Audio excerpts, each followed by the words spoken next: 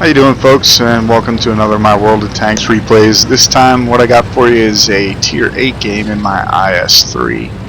As you can tell, this is a 8.8 replay. This is the IS3 before it was rebalanced. To be honest with you, I'm not really sure if I like the changes to the IS3. Previously, the IS3 had 220 millimeters of turret armor all the way around. You can tell the turret is angled really well. And I really like that.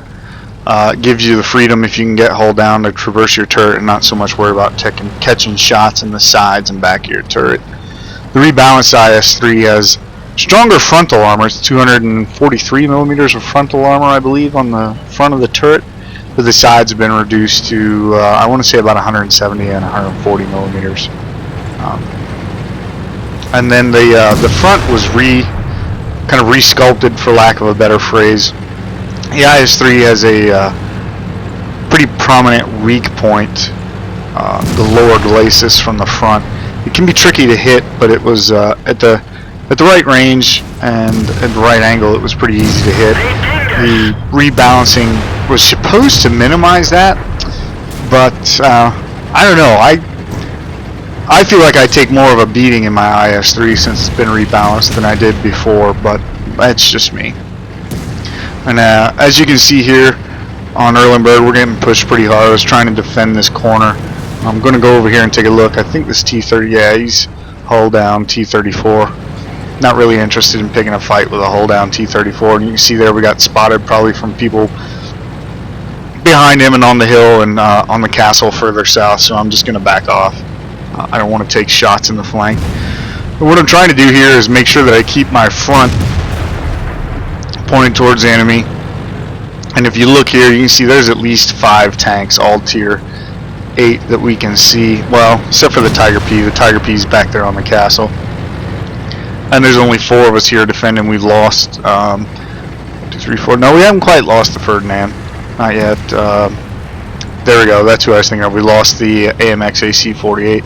So now there's only 3 of us defending, and like I said, 5 tanks that we can see coming for us. So what I'm doing is I'm falling back a little bit, trying to use the reverse slope of this hill. What I want is to force them to come up over the hill where their gun depression is going to be problematic, and then take shots while they try to get the gun depression to aim at me. Don't want to take this shot at the IS-3, not at the right side the way he's facing us. Like this here, you can see his left side is flat towards us, the left side of that pike. That's why I passed on the shot on the first IS-3 and then took that shot. You have to be cognizant of your reloads, and there's no point in taking a shot that you know is going to bounce when you've got a longish reload. Here again, see we aim for the right side of his pike, and we get the kill. As long as you aim at the side of the pike of the IS-3 that's presented flat to you, you'll penetrate almost every time. It's only 110 millimeters of armor. Trying to sneak a shot, there we go, into that T28 prototype's turret. Kind of surprised that went in. T28s are really difficult to penetrate from the front. You see we took a shot there in the left side. You see on the mini-map there's a tank destroyer. I don't want to let him distract me too much, but I don't want these guys running up over the hill unopposed. There's a good shot by the Arty that takes out the T28. That was really the thing that scared me most, so I was really thankful for that. And right here, you notice everybody in front of us drops off the mini-map. And the best thing about the IS3, I've said it before, is its maneuverability for a heavy tank. Pretty quick, turns pretty fast. So I'm going to take this opportunity rather than continue to try to defend a position that's rapidly becoming untenable, and go over here and put an end to this T25/2 on the flank, and also reposition. I don't want to be sitting in the same spot if those guys get their act together and all come over the hill at us at the same time. Looking at the jumbo, I know he's going to hit me, and even in the side he'll probably penetrate, but I want to get this T25/2 out of the game. And there we go. Not so much worried about the jumbo. He can hurt us, but it's going to take him a while. More concerned about this Tiger P here. Got a pretty good shot on his turret. Won't give us the silhouette, but we're aiming actually at the commander's cupola, and there's a hit for 411 points of damage, which is enough to make the Tiger P back off. You see there the Hummel just got a kill. The enemy Hummel killed our IS-3, and you can see their IS-3 is going around. Don't think he realizes where I'm at. Put a good shot into his flank, and then go back up on this hill. I don't think they realize that I'm not dead. So I'm going to now come back up from a different angle. You see the T-34 just realized I was here, but it's too late. And now we're going to attack this IS-3 from the rear. And you can see in the chat there that Scrub is upset that I didn't continue to defend an untenable position with him and die like he did.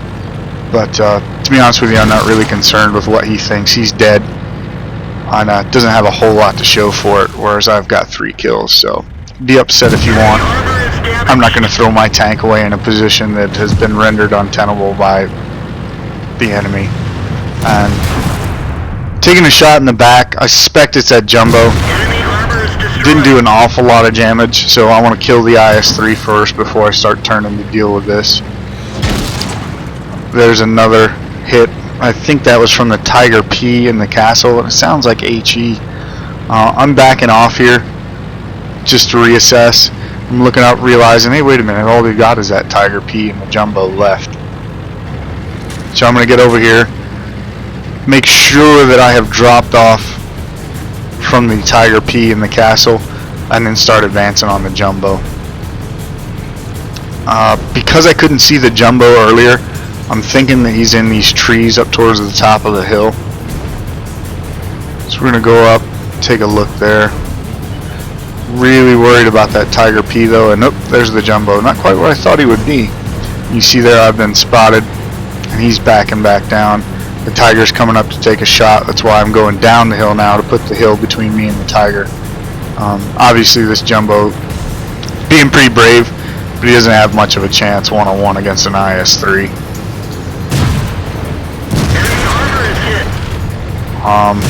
You know, in hindsight, I probably should have just sat there, but I tried to circle him even though I'm a heavy tank because I was concerned about the Hummel shooting me. Wasn't, like I said, really concerned about a Jumbo.